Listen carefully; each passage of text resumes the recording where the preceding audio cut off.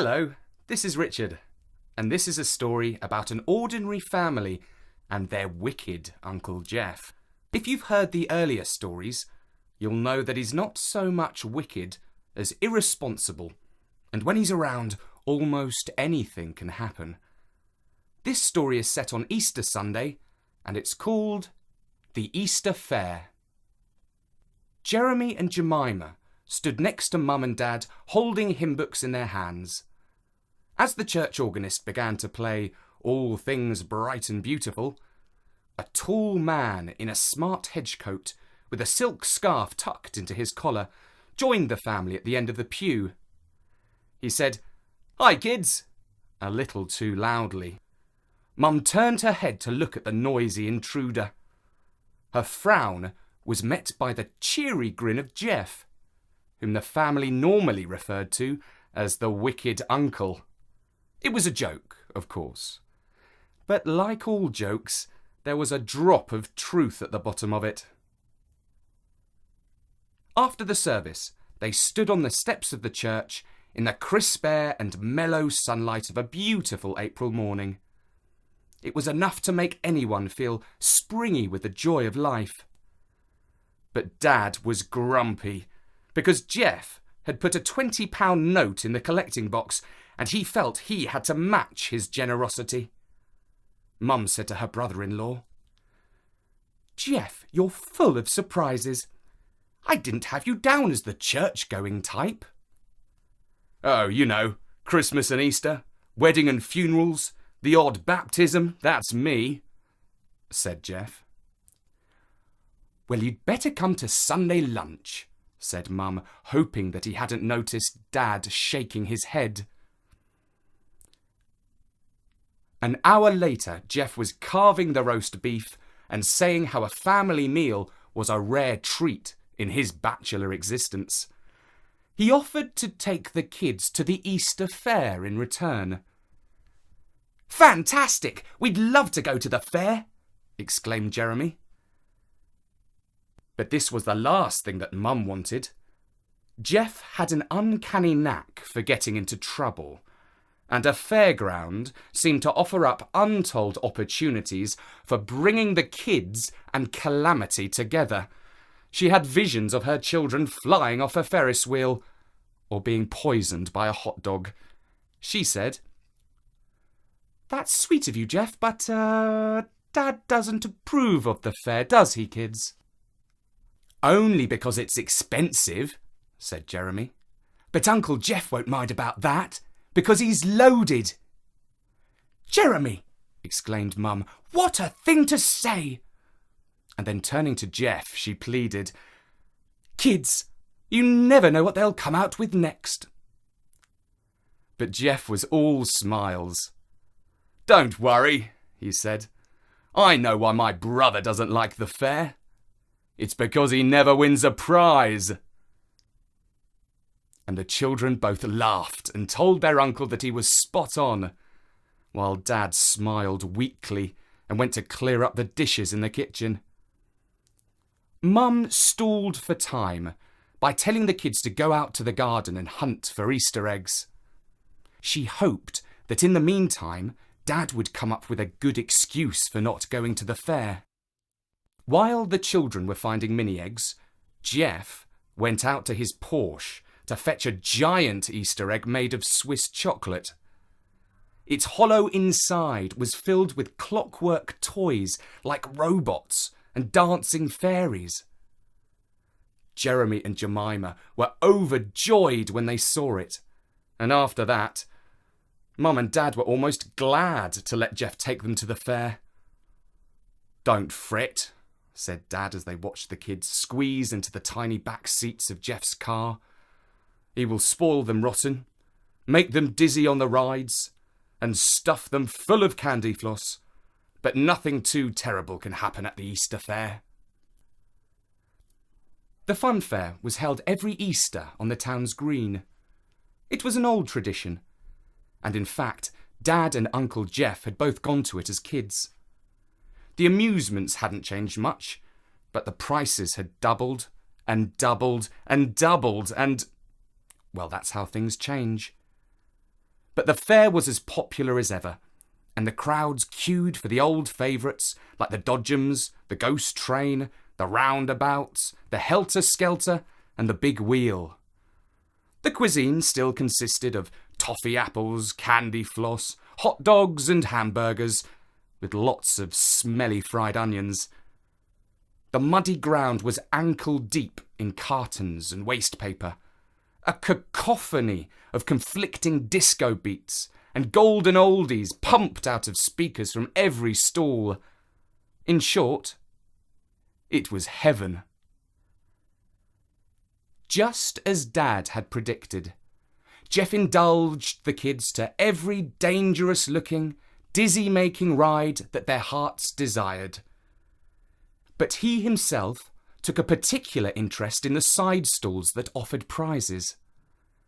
The fact is that nobody ever succeeded in throwing a hoopla ring over a triangular block to win an enormous fluffy pink bear. Nobody, that is, except Uncle Jeff, who scored a prize with all 3 of his hoops.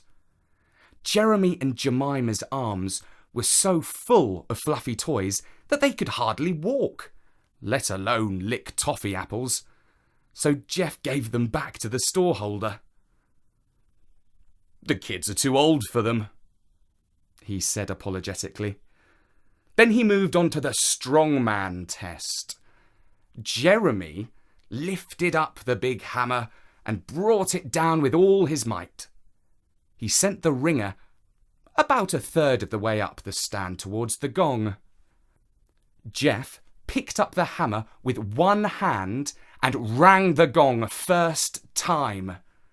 Even the storeholder was impressed as he handed over his best prize, a china statue of a Dalmatian dog. "One more piece of kitsch for the collection," said Jeff as he examined it. "The prizes at this fairground were never up to much." But Jeremy caught sight of something interesting and said, "Except for that one." He was pointing towards the shooting arcade, over which a sign declared, "Win £1,000. £1,000? exclaimed Jemima. "That can't be true." But it was what the sign promised. When they got closer, they saw that to win the prize, you had to shoot 3 plastic ducks. The only problem was that they flew across the stall at lightning speed and random intervals. It cost £10 just to enter, and the storeholder looked like he was raking the money in and not paying out any prizes at all. Jeff and the kids watched as 3 or 4 punters lost their money. Jeff said, "Right, I must have a crack at that."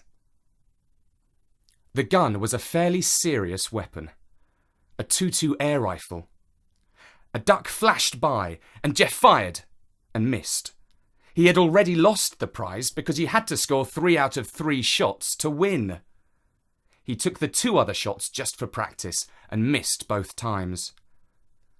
"Bad luck, Uncle Jeff," said Jemima. "Shall we go home now?" "Not yet," said their uncle. "I need to get my eye in." He paid up another £10 and shot and missed another 3 times. "You're not Dad's brother for nothing," said Jeremy. But Jeff wasn't listening. He was examining the line of the gun. Then he placed it between his knees and started work at the barrel with his hands. "What are you bending it for?" asked Jemima. "I'm not. I'm straightening it," said Jeff. "Hey, you can't do that," exclaimed the stallholder. But Jeff already had. He handed over his money and said, "Bring 'em on." This time, Jeff sent the first duck flying off its hook. He swiftly reloaded and shot the next target a moment later.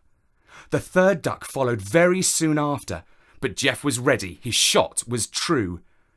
A crowd of onlookers applauded, and Jeremy and Jemima jumped up and down, shouting, "Yeah, for Uncle Jeff!" The storeholder protested that he must have cheated, but Jeremy said rather menacingly, "I wouldn't argue with Uncle Jeff if I were you." The man slowly pulled a checkbook from his pocket, and Uncle Jeff said, "I'll take cash, thanks." When Jeff had counted the notes and checked each watermark against the light, he placed the wadge into the pocket of Jeremy's denim jacket. "Give that to your dad," he said. "An Easter present from the black sheep of the family." "Wow, Dad will be delighted," said Jeremy. But Jemima wasn't quite so sure. Perhaps Dad might think that Jeff was showing off. She asked where Uncle Jeff had learnt to shoot so well. "Here and there," he said elusively, and then said in a hushed voice, "I was in the forces before I went into business." They were all in the best of spirits as they walked towards the car park. As they passed the conveniences, Uncle Jeff said, "I'll just pop in here if you don't mind." Jeremy and Jemima waited outside for their uncle. They were kind of surprised about winning the big prize, but when Uncle Jeff was around, you had to expect to be surprised. Perhaps for that reason alone, they should have been more on their guard. A sea of people was coming and going from the fair all the time, and they were already used to being jostled a little by the crowd.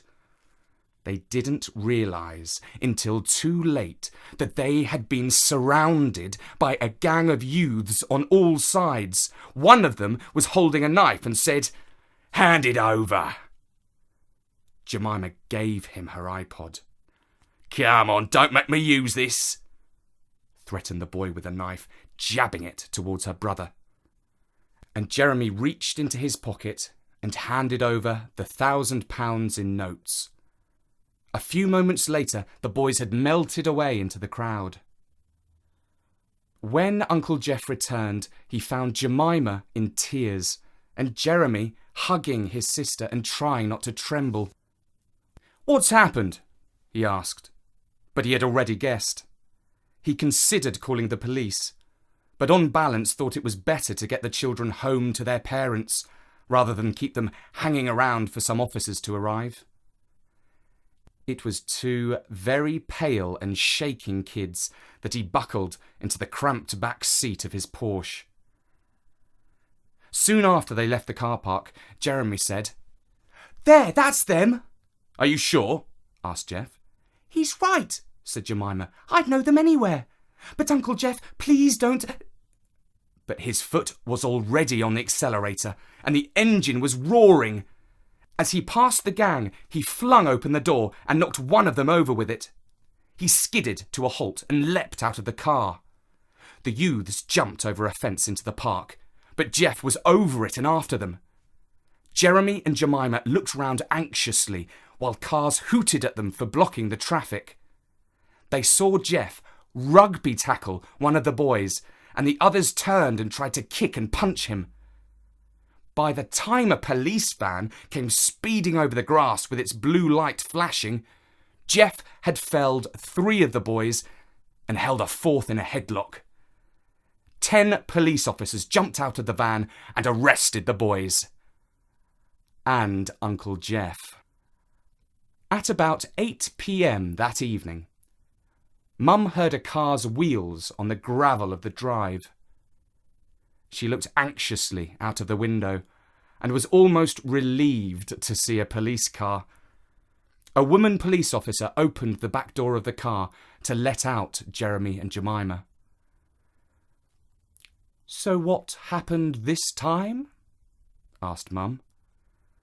"Oh, nothing much. Uncle Jeff got arrested," said Jemima. "They let him go, but they're keeping £1,000 in £10 notes as evidence. Uncle Jeff says Dad can have it after the trial is over." "Arrested? Money? Trial?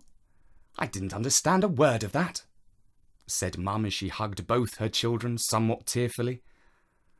"But I can say that your Uncle Jeff is never taking you to the Easter fair again."